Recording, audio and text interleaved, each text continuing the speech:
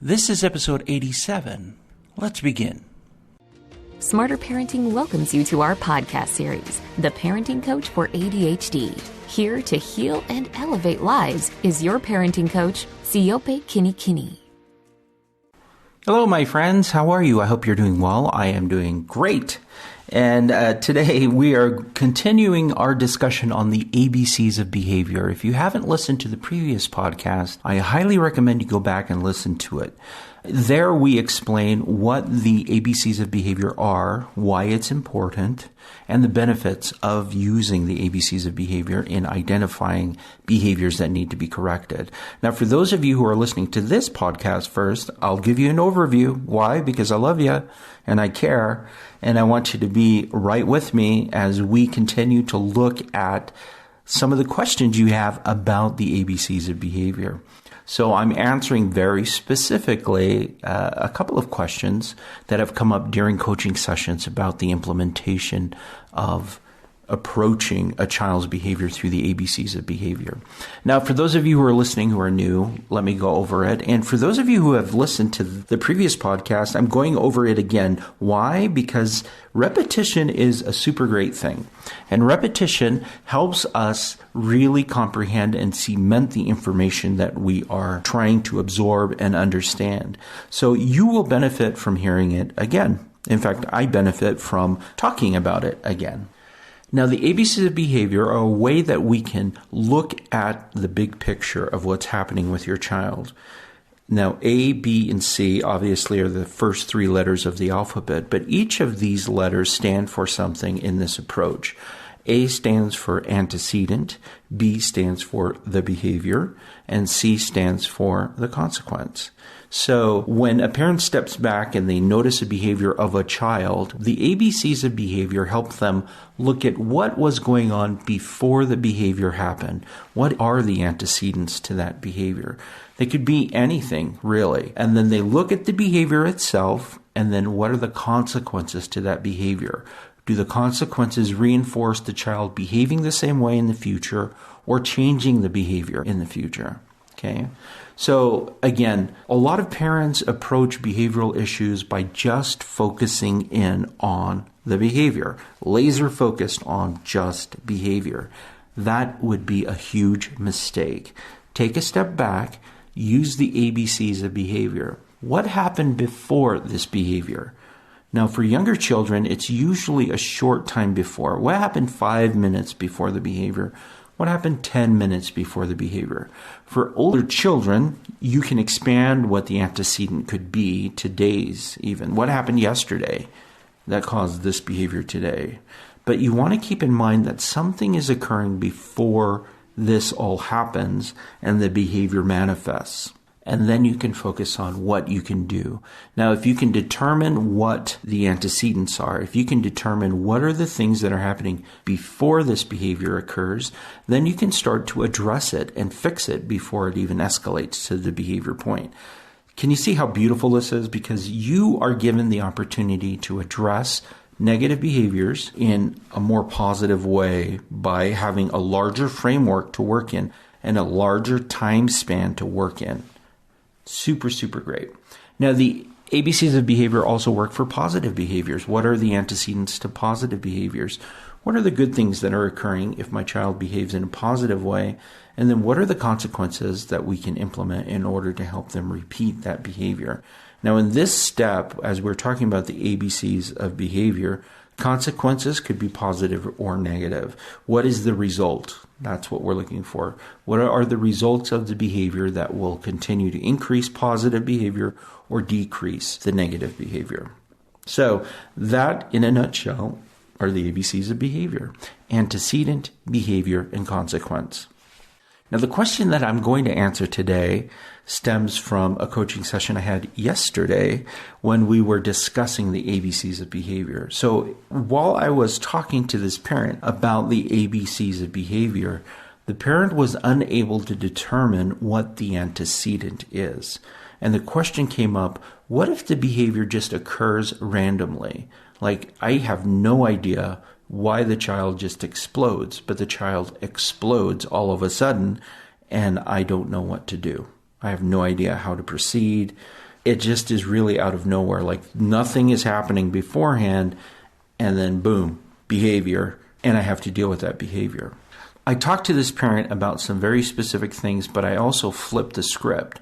So while we're discussing some of the things that parents should consider in understanding this kind of explosive behavior that sometimes occurs with very little clues for antecedents, I'm also going to discuss flipping the script and using the ABCs of behavior on yourself as a parent. I'm super excited about this. I don't know if you can tell, but I am. So one of the things that I wanted the parent to look at as we are looking at these behaviors occurring, the negative behaviors, explosive behaviors that are happening, is we have to also anticipate everything that's happening in the child in the antecedent. So with this parent, I said, okay, well, if you cannot determine what the antecedent is, like it's not apparent to you, let's explore even wider and talk about some deeper things that are happening in the home and with your child. And she was completely open to that. So we started off with 5 things. Now, the 5 things that we're talking about are things that I want all parents to consider when they are trying to evaluate exactly what is causing the outburst to occur. Now, this excludes if your child has gone through a traumatic event in the past. If your child has gone through a lot of trauma in the past, they're going to need some professional help to deal with that as you continually work with them. However, you can eliminate some of the guesswork by taking into consideration the 5 things that I'm going to tell you to consider. Okay, the first one is sleep. How much sleep is your child getting? It sounds a little cliche because we all know that sleep is super important, but for children, it is especially important for children. It helps with their development. It moderates their mood. Their ability to get rest and to deal with the rest of the world is super, super important. So are they getting enough sleep for their age? Are they getting good rest for their age? Are they restless, right? Be aware of those and take those into consideration as well. The second thing was diet. What kinds of foods are your child consuming? Are they heavy into sweets and heavy into things that change their blood sugar level? Are they consistently consuming foods that are not helpful for managing their behaviors? Or is their diet pretty stable? Consider that. Are they drinking enough water? These irritations that happen because of hunger. We've all been hangry, which is the term that we use as adults, when we are hungry and it incites us to be angry. Well, children are the same way. Are they getting enough nourishment in order to regulate what's happening in their moods, right? This could also be a cause for just these outbursts of behaviors that you are experiencing. The third thing, are there other disabilities going on? Now, has your child been tested for certain issues? Take into account ADHD and the inability to maintain focus and attention if they're highly impulsive, right? If they're highly hyperactive. We take that into consideration in our approach with the ABCs of behavior. So if we cannot determine that something's happening right before, maybe something's happening in split seconds before the behavior occurs. Maybe it's happening super quickly and we just don't notice it. And then take into account that our interactions with our child need to adjust for any disabilities that may be there. You'd be surprised how many parents don't realize their children are struggling with a disability until someone else points it out to them, and then they go and have their child tested, and then they discover that something's wrong. And then there are many, many more parents who realize, hey, something's not right, but we can't figure it out. And then they go through the gamut of trying to figure it out over time. So be patient. Be patient with yourself and with your child and just understand maybe something else is happening here that's causing these behaviors to happen. Don't worry, I'll tell you what to do, what you need to do if that's the case. The fourth thing to consider is environment. Okay, what's happening in the environment around your child or the environment of where they're at? A tantrum in a store, for example, is very different than a tantrum at home. Now, they may look the same, but the stimulation that is around them in those environments could cause outbursts to happen in very different circumstances. So be aware of what's happening around your child, right? What's happening around your child. And then the fifth thing is interruptions, like anything that is interrupting the flow of your child's mood or state or schedule can be something that they react to. Children like structure. They really do. And they function better when there's a structure. When there is no structure in there and everything is up in the air, your child is constantly having to adjust. Now, as adults, we can adjust a lot easier than children. However, when there is not that structure that's in place and interruptions happen, your child can misbehave and you can have some behavioral issues there. So keep those 5 things in mind: sleep, diet, disabilities, if there are any, environment. Are you providing a structured environment, but also the place where they may be? And then interruptions to that environment. Behaviors like tantrums and crying out and throwing fits, they're often ways that children are trying to communicate something that they're unable to verbally communicate or to have you understand. And when they learn that that's a way that they can behave, it can also become a manipulation on their part to throw a tantrum in order to get what they want. So just understand a tantrum is another way for a child to communicate with you that something is not going the way that they expect or want. And we want to teach to that to say, hey, tantrums, that's not the way to go. We do not want to focus on you having a tantrum. In order to communicate that, you need some adjustments or you need some consideration for certain things. So be super, super aware of that. All right. And then if you cannot determine what the antecedent is, if it becomes super difficult, keep in mind those 5 things. Are they getting enough sleep? Are they on an appropriate diet? Is diet making things more difficult for them? Disabilities that they may already have or challenges that they may have?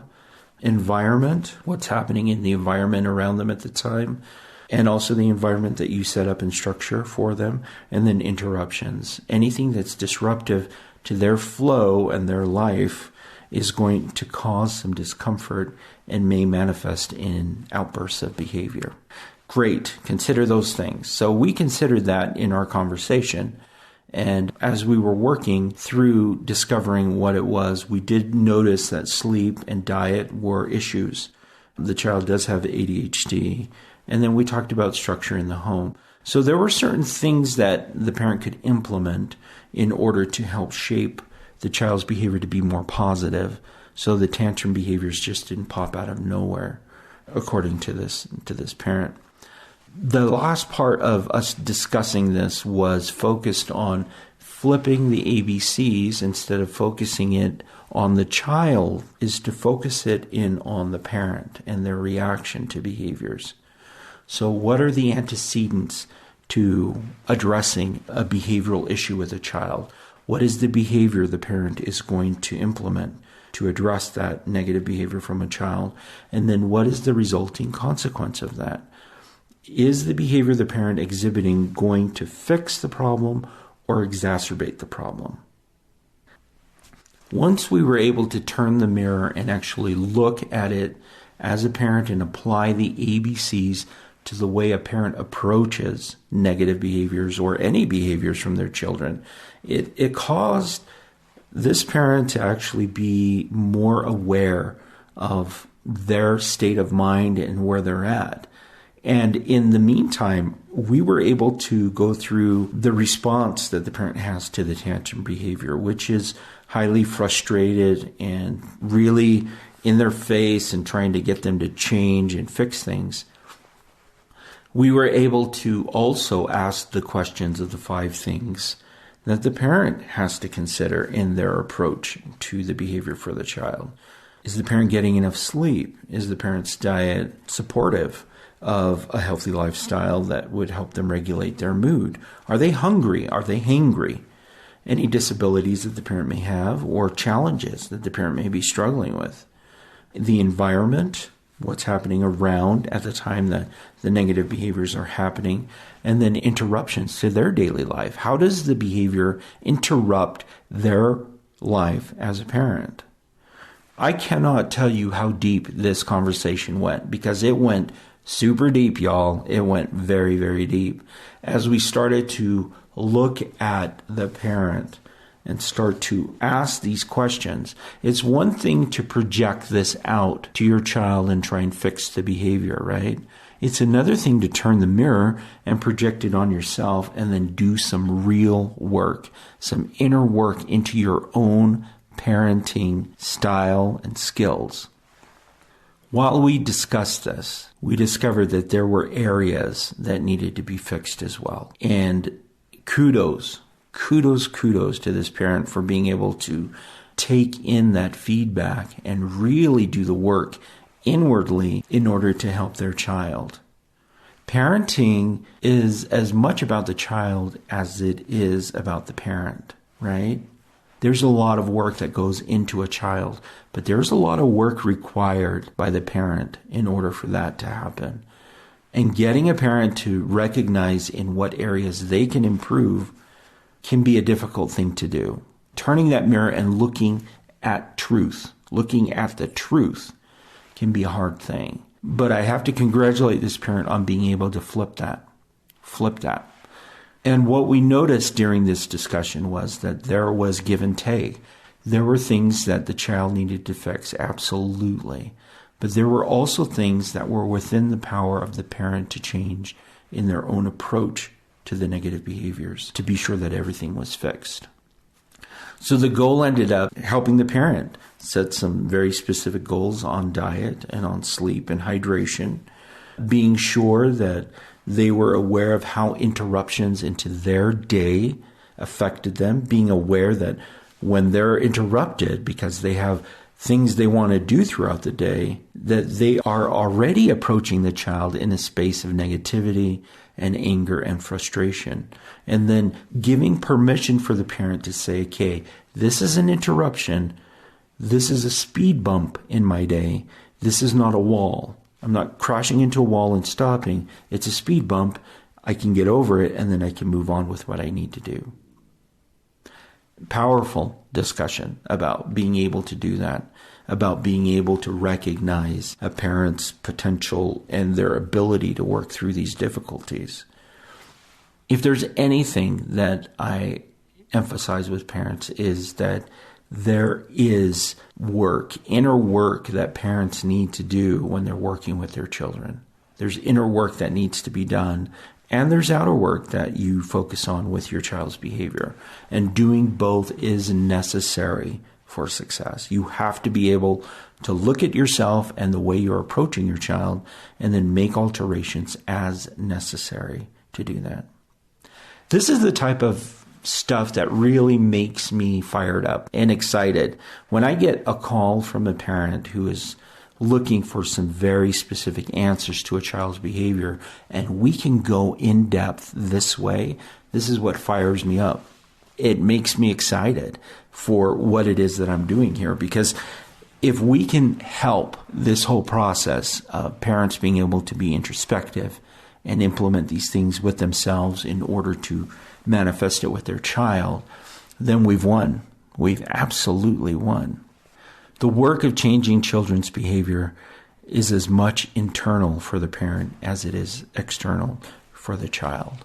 So kudos to this parent. I'm super excited to follow up and find out in what ways these changes that we've implemented are working. And this ability for this parent to recognize, hey, I have an interruption in my day. I'm going to approach this tantrum with love and with compassion in helping my child rather than in anger and added frustration, because that actually compounds the problem. You have the frustration of the child, and then you have the frustration of the parent on top of that, right? Most people are just completely unaware of the complexity of the skills that are found on the Smarter Parenting website. The ABCs of behavior is a fundamental skill, and it's actually the very first one we have parents look at and understand. And when they're able to really grasp how powerful it can be and the depths that you can go with it, they are astonished by it. It seems simple on the surface, but like an iceberg, what you see is only the top layer. There is so much more underneath, and there's so much work that is involved in helping that progress along. Seriously, all of the skills can go super, super, super deep. If you call in and we do an individual session, we'll go as deep as you can go, because that's where the changes are going to happen, right? Now, I just want to go over some of the 5 things that you should be considered above. If you cannot determine what the antecedents are, take into consideration the following. Sleep and rest, if your child is able to get no sleep. Their diet, are they getting the nutrition that they need? Any challenges or disabilities that they may have that you are unaware of, or that you suspect, or that they do have and that you know, approaching it in an appropriate way. The 4th thing is the environment in which they find themselves and the environment that you create. And then interruptions. Okay, interruptions into their perception of what the day should go like, and interruptions into your day and what you think it should go like. Take into consideration those things as antecedents and figure out exactly what you can do to tweak it. Being able to step back and see the big picture of the ABCs of behavior is going to be paramount for your success as a parent. It's going to be paramount for your ability to see everything. Remember, your child is functioning on a moment-by-moment way. That's the way that they function. They function moment to moment to moment. You as a parent have the ability to step back, look at the big picture, and then make adjustments. This gives you so much more power instead of focusing in on just one aspect of the behavior. You're able to look at the big picture and see how you can change things around. You can totally do it. I advise you to sign up for coaching if you haven't. Your first session is a free session, and let's talk. Let's really get deep into these skills and help you as a parent with your child, and help your child at the same time. All right? That's it for me this week, and I will see you again next time. All right, bye.